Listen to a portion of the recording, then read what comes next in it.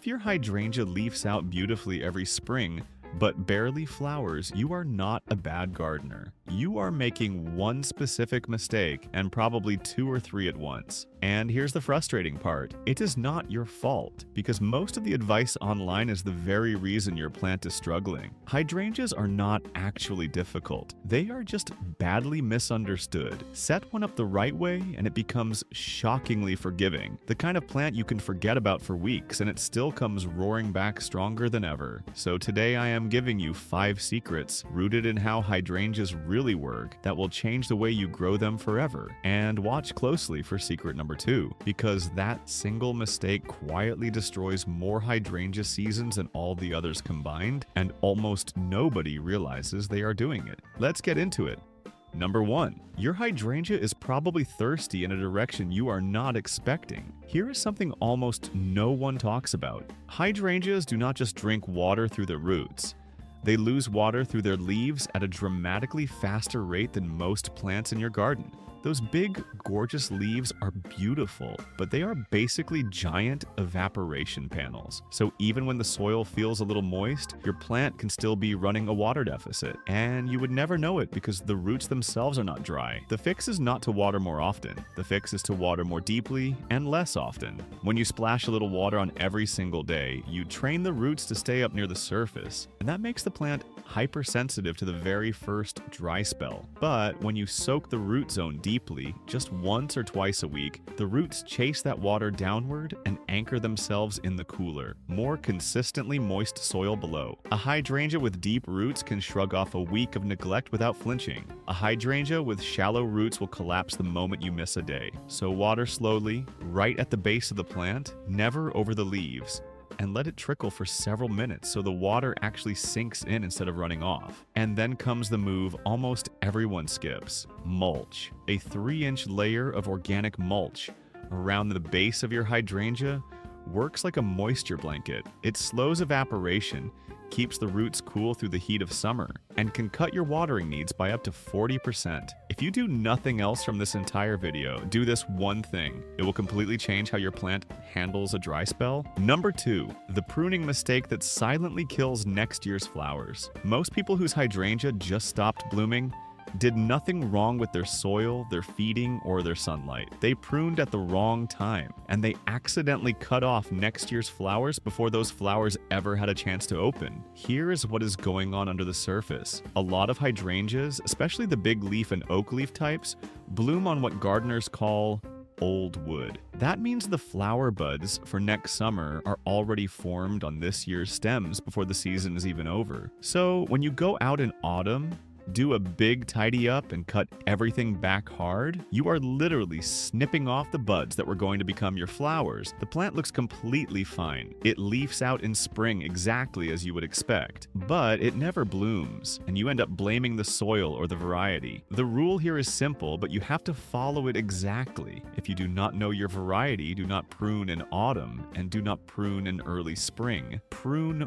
right after the flowers fade in summer. That short window, just as the blooms are finishing, is the safe one because the plant has not yet started building next year's buds. In that window, you can take out dead wood, shape the plant, and remove the spent flower heads with 0 risk. Now, if you have a panicle or smooth hydrangea, those bloom on new wood, and for them a late winter prune is actually perfect and gives you bigger blooms. So spend 5 minutes once, work out which variety you are growing, and you will never sabotage a flowering season by accident again. Number 3, the soil trick that literally changes the color of your flowers. This one sounds like a science experiment, but it is one of the most practical and genuinely magical things you can do with a hydrangea. The color of certain hydrangeas, specifically the big leaf types, is not locked in by genetics. It is controlled by how much aluminum the plant can pull out of your soil, and that in turn is controlled by your soil pH. Acidic soil, somewhere around pH 4.5 to 5.5, makes aluminum easy for the plant to absorb, and that pushes the flowers blue. Alkaline soil, up around pH 6.5 to 7 and above, locks that aluminum away,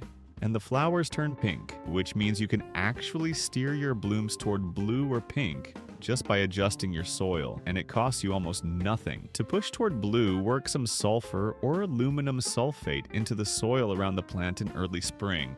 before the new growth starts. To shift toward pink, add a little garden lime. Do not expect it overnight. It usually takes a full growing season to see a clear change. But if you stay consistent, you can dial the color in almost exactly where you want it. And there is a practical payoff here beyond just looks. A hydrangea grown in the right pH range for its variety actually takes up nutrients far more efficiently. Nutrient lockout, where you are feeding the plant faithfully but it simply cannot access what you are giving it, is one of the most common hidden reasons hydrangeas underperform. A cheap soil pH test kit from any garden center will tell you in about 2 minutes whether your soil is working for you or against you. Test once a season, adjust as needed, and you are already ahead of 90% of hydrangea growers. Number 4, stop fertilizing the way you have been told to. Fertilizer is where most hydrangea advice falls apart completely. The standard line is to feed with a high nitrogen fertilizer for lush, leafy growth. And if you follow that faithfully, you will get exactly that. A big, full, leafy plant with almost no flowers on it. Here is why. Nitrogen drives leafy growth, stems and leaves, all of it.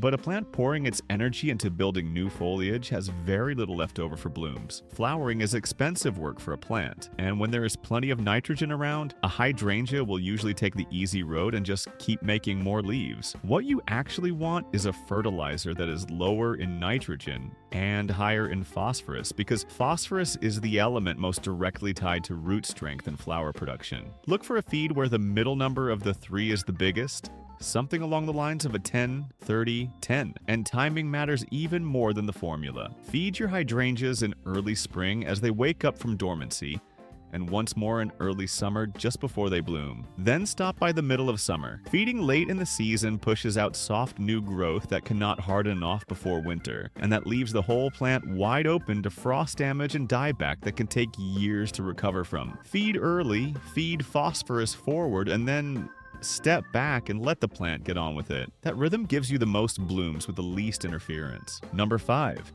the sunlight paradox nobody mentions. You have probably read that hydrangeas like partial shade, and that is technically true, but the way most people read that advice is exactly what makes their plants underperform. There is a very specific light pattern that hydrangeas love, and partial shade does not quite capture it. What a hydrangea really wants is morning sun and afternoon shade.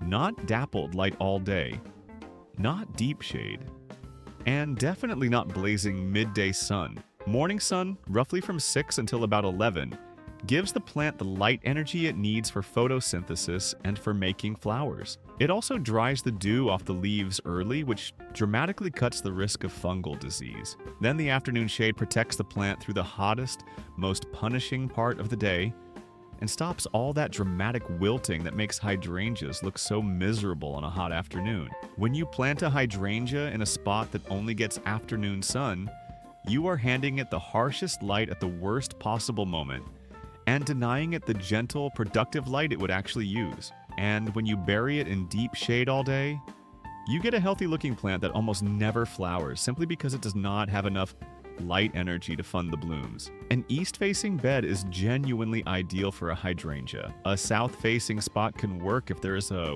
wall or a taller plant blocking that late afternoon sun. A north-facing bed in full shade, though, is a recipe for plenty of leaves and almost no flowers nearly every time. And if you are stuck with a less than perfect spot and you simply cannot move the plant, there is one workaround worth trying. Light-colored mulch or pale hardscaping near the plant can bounce a little of that soft morning light back up into it. It is not a perfect fix, but in a shady garden it can make a real difference. So there you have it, 5 secrets. And now you can see why a hydrangea so often feels like it is one bad week away from giving up. None of these 5 things is complicated on its own. The trouble is that most people are getting 2 or 3 of them wrong at the same time, and the combined effect is a plant that always seems to be struggling. But water it deeply and mulch it well. Prune it at the right moment for its variety. Test and adjust your soil pH. Feed it phosphorus forward at the right times of year, and give it that gentle morning sun. and you end up with a hydrangea that practically looks after itself. Forget about it, and it still thrives. Reputation these plants can earn is not about them being effortless from day one. It is about doing the setup work properly once, so the plant builds the resilience to handle a little neglect later. So go and look at your hydrangea right now with fresh eyes. Is it wilting in the afternoon even though you have been watering it? That is a root depth and mulch problem. Did it leaf out beautifully but never bloom? Look at when you last pruned it and which variety you are growing. Is the color off, or is it refusing to feed no matter what you do? Start with a pH test before you spend money on anything else. You now have a real diagnostic framework, and that is worth more than any product or shortcut you could buy. If any of these surprised you, especially the pruning one, because that is the quiet killer of so many gardens, leave a comment and tell me which mistake you have been making. It helps me know what to cover next, and you might just save someone else's plant while you're at it. And if you want more of this real, specific, no-filler plant knowledge that actually works, hit subscribe, because every week here at BloomProof, we take on another plant that people swear they cannot grow and break down the simple, no-nonsense way to actually keep it alive and blooming. Until next time, get out there, get your hands dirty, and grow something that lasts.